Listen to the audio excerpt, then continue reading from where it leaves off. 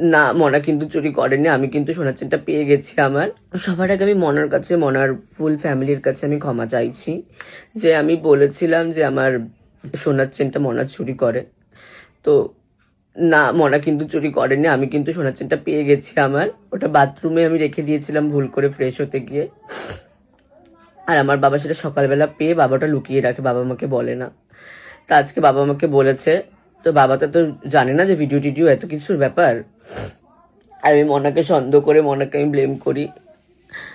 তো তার জন্য আমি হাত জোড়ে ক্ষমা চাইছি মনার ফুল ফ্যামিলির কাছে, মনার কাছে, আমার যত ফেসবুকের যত ফ্রেন্ড আছে সবার কাছে, যে আমি সত্যি অনেক বড় একটা ভুল করে ফেলেছি। আমি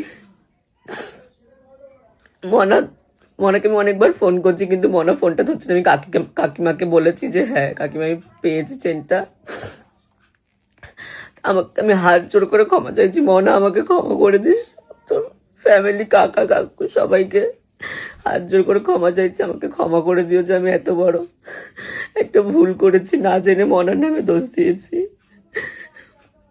হাত জোর করে ক্ষমা চাইছি মনার কাছে, মনার মায়ের কাছে, মনার বাবার কাছে, মনার ফুল ফ্যামিলির কাছে আমি হাত জোর করে ক্ষমা চাইছি। আমার ভুল হয়ে গেছে। মনা কিন্তু চুরি করেনি, আমার ভুল হয়েছে। আমি কিন্তু ওকে দোষ দিয়েছি অজান্তেই।